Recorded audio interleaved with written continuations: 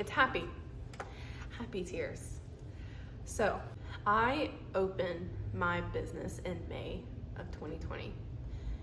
And some of you probably know the story behind that and why I decided to do that when the whole world was basically shut down.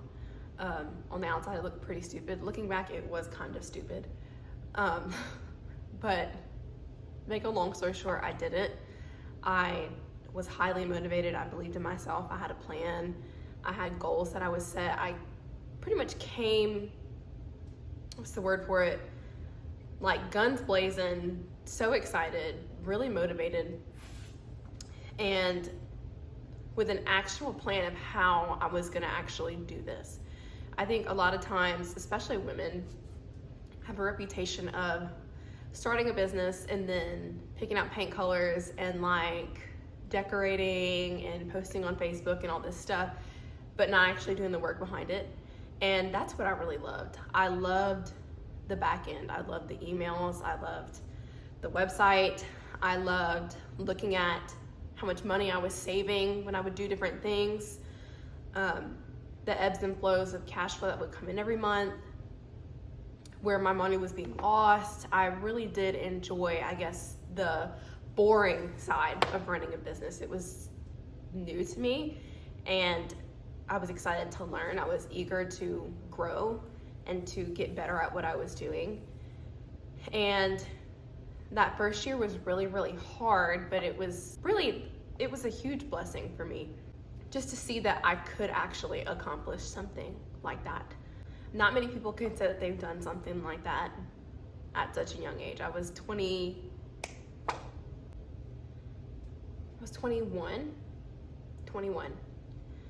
when I started. No, 22, that's a lie. I was 22 when I opened because I just had my birthday in April. Yeah, I was 22 years old when I started, when I filed my paperwork. But I had been planning before that. I had been working with the recreation center to kind of build a little bit of clientele, get my name out there, do some community service.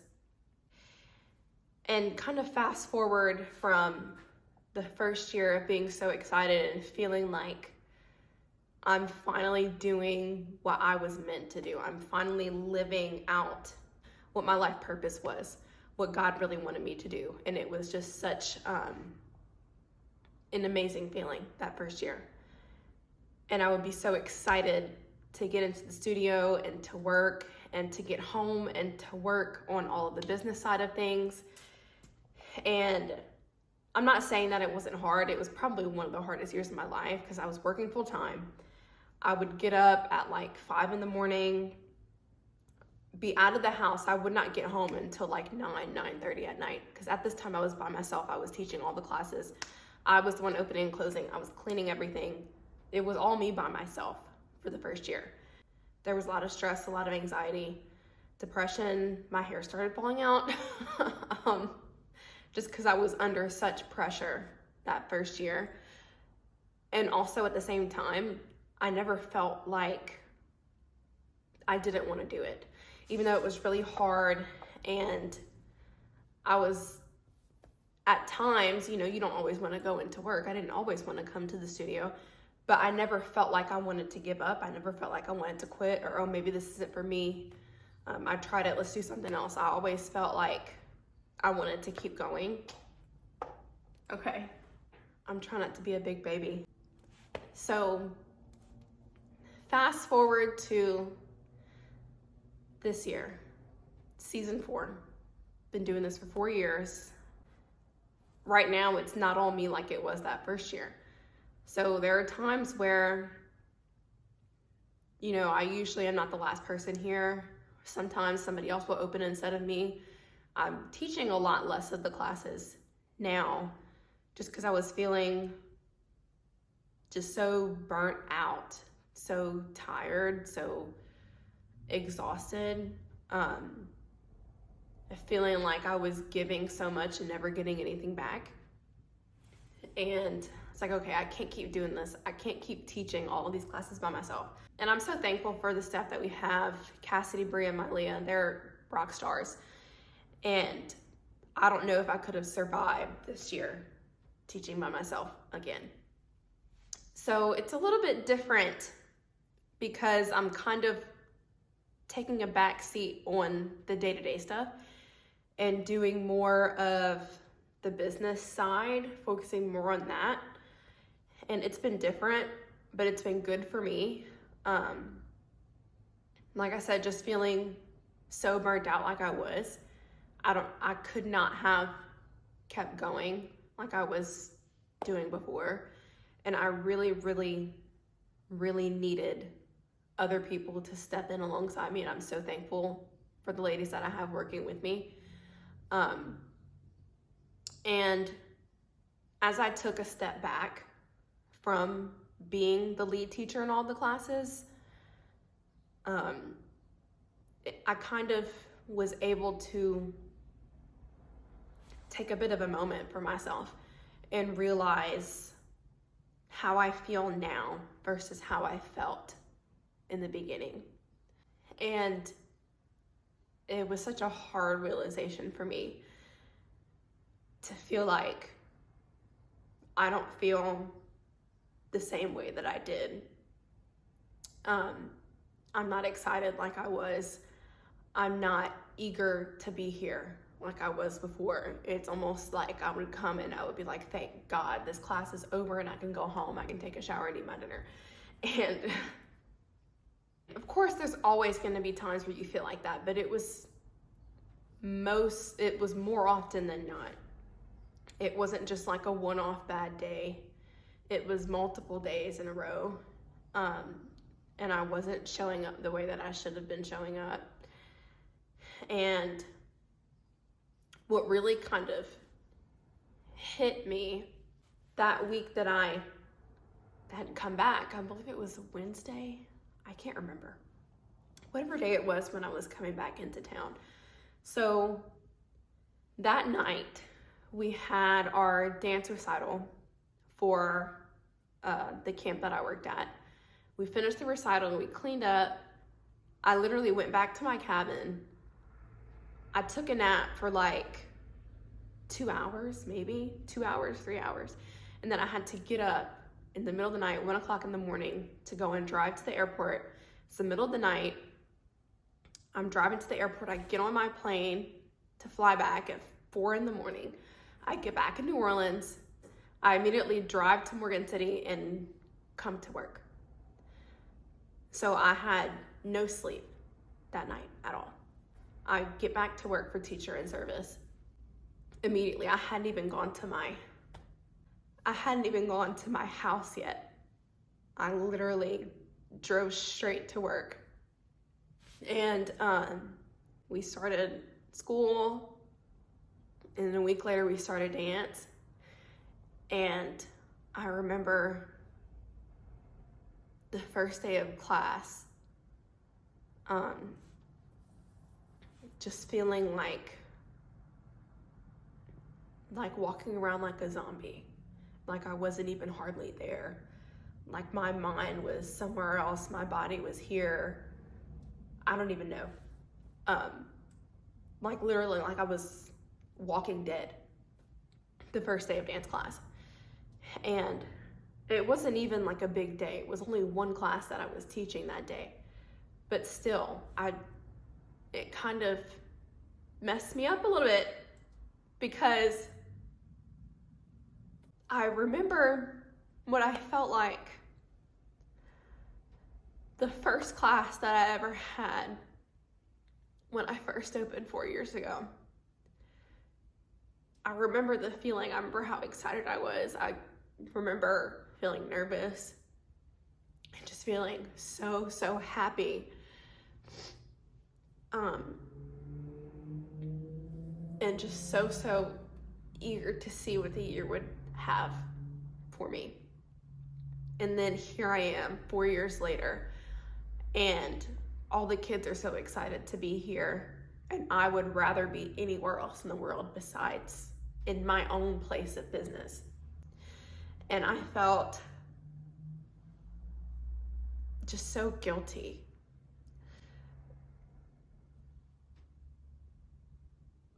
And so drained and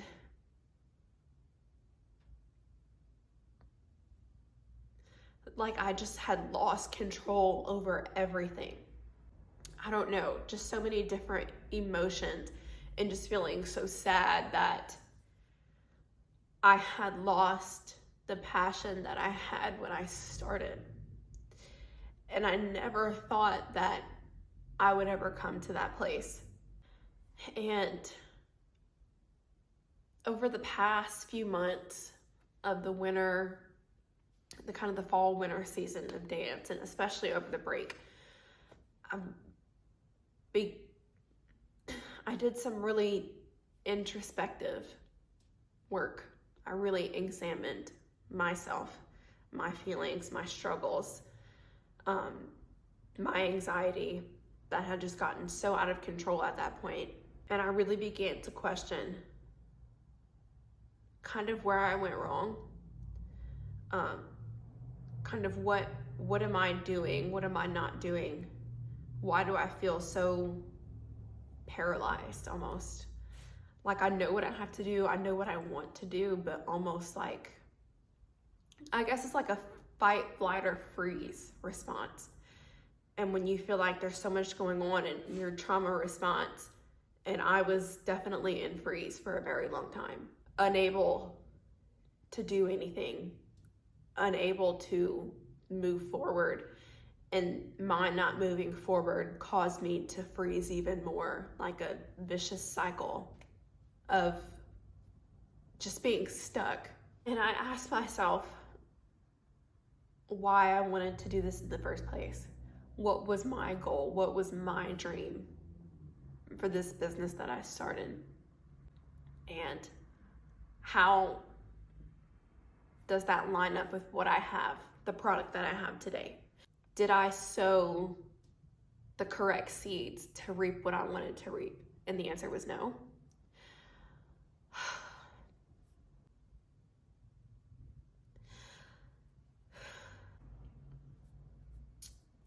And I just realized, like, everything that I wanted, everything that I was striving towards, none of it is what I had created up until that point. I had this vision of what I wanted to be, and I had let go so far to the point of where I was not putting in what I wanted to get back out of it. I was putting in what I felt other people would want to receive, what I thought would get the most customers, what I thought would look the best, what I thought would make people like me. And then that left me where I was at that point, which is with a product that I was not proud of, that I was not happy with. I wanted to give an opportunity to people that I didn't have. I wanted to train serious students. I wanted to give people the option to work hard, to be dedicated, to master their art form, to take it seriously, to do something with dance outside of just a recital once a year. I guess I was worried that if I had taken that approach, I knew what I needed to do in order to have it, but I was worried that people would be upset, or that the kids wouldn't like it, or that they would get burnt out, or they would think it was boring, or they would think it was too hard, or whatever the case. And so I allowed myself to let go of things and to kind of let stuff go by the wayside in order to accommodate what I thought were what people wanted. I realized after doing kind of all of this inner self work that I'm not happy doing this the way that I've been doing this. Just point blank period. I'm not happy. The way that things have gone, I don't want to do it. I don't enjoy it. It doesn't make me happy. I don't like it.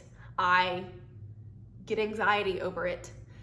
I do not want to work in this business for a product that is not what I want it to be. Regardless of whether people are receptive to it or whether people want it or what anybody's feelings are, I would rather just close completely than to continue going on with what I have been going on with. If the direction that I'm moving in this year is going to make people upset and I end up with one person, I would rather have that one person, and I'm totally okay with that. A lot of you have probably noticed our social media has been very, very quiet lately, and some of the new rule changes that we've put in, making sure you have all your shoes, making sure your hair is tied up, taking it very seriously, that you're prepared when you come to class, that you are in dance clothes and you're not coming in whatever, and really enforcing those rules a lot more. And it's been kind of a slow transition into that. And some people have enjoyed it, some people have not, and that's fine. That's the product that I'm gonna offer. And I'm excited to do fun things. I'm excited to do events and to have fun and for them to enjoy what they do here. And I'm excited to make the transition into this being a place where kids come because they want to do something with dance. Everybody is looking for a different type of thing, and not everybody's gonna want this. Not everybody is going to want to have to wear their hair in a bun or wear a leotard and wear tights, wear a certain color shoe, and that's fine. I've seen kind of the negatives and the positives of it. I've seen kids respond really, really well to the new structure, even though it's been more of a slow transition this first half of the year. I've seen improvement in technique. I've seen kids ask if they can come early and take a double class. Kids ask to stay late. And it just makes me so happy because I feel like it's like a reassurance that this is the right move for me to make, and the people that want to be a part of it are going to be a part of it full force. So going back to what I said about our social medias being blank, somebody used the word aggressive to describe kind of how I was advertising the dance studio. At the time, I kind of took offense to it a little bit. I don't think that was their intention. Was a little bit hurt that they used that word, but they used the word aggressive, and I was like, I'm not trying to be aggressive. I just am really excited, and I really want people to know. And I saw a lot of positive responses to the way that I was advertising back then. And I guess I got self-conscious and I pulled away from it. And over the past few months, I've pulled away a lot as we've been restructuring. And it's not a sad thing. It is a little bit sad. But in the end, it's gonna be good. And I think that it's the right thing. Let me rephrase that. I know that it's the right thing to do. This is the next step in my life, the next step in this studio. And this is ultimately the right thing to do. So what you have known as Alto School of Dance for the past 4 years is no longer going to be. And I can't even believe that I'm saying that. Like, it seems so crazy that, you know, once you start, you can't go back. It's like bittersweet to let go of that name, of what I started when I was barely an adult, a few $1,000s, and to let that go. So over the next few weeks, we're going to be transitioning away from Alto School of Dance into Morgan City Dance Theater. And that's the first time that I have said that out loud.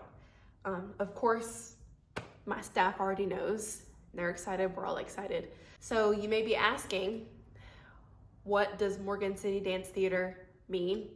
So this for me is really the type of studio that I have always wanted to have. And I feel that that name, Morgan City Dance Theater, reflects everything that we're going to be about. The intensity of the classes, the type of classes that we offer, the curriculum that we use. I have invested in several different curriculum for preschool on up for different genres of dance to really see an actionable plan of student improvement, of technique. And you as the parent can see where your child is going and what their track is and how our levels work, how they move up in level, what they need to have in order to move up in a level. It's going to reflect in the type of shows that we do, the type of performances, our community involvement, and giving my students a solid foundation for success. And it's not going to be for everybody, and that's okay. If there was any doubt that this is not meant to be, I would not do it. I'm eager, I'm excited. I'm also really nervous. I'm really scared. I might be more scared now than I was 4 years ago when I opened, but I'm choosing to surrender. I'm choosing to be obedient, even when I don't know how this is going to pan out. You know, I'm a firm believer that the Lord will always make a way for you, even when you can't see it. I have planned a lot for this, but I don't know how this is going to be received. I could post this video and lose every single one of my customers the next day. I have faith. I trust that I don't need to know everything. Everything that I'm anxious over is going to work out. And even with all of the fear and the anxiety I have going into this really major rebrand, once I finally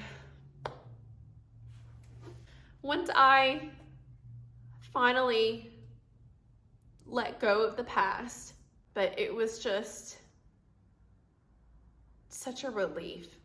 I'm really trying not to cry again. It's bittersweet. It's a sadness for letting go of the past, but joy and peace and happiness for moving on to what lies ahead of me. I hope that whoever is meant to be a part of this is going to be a part of this, and that all of the in-between stuff will work out. Make sure you come out June 22nd at the Morgan City Auditorium. We're going to be having our spring recital, our spring show, the Lorax, and it couldn't have come at a better time, honestly.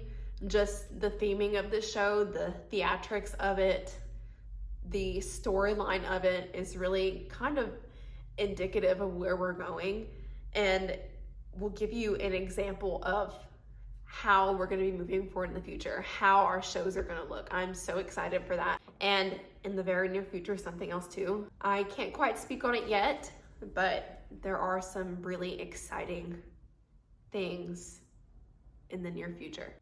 Welcome to the beginning of this new journey.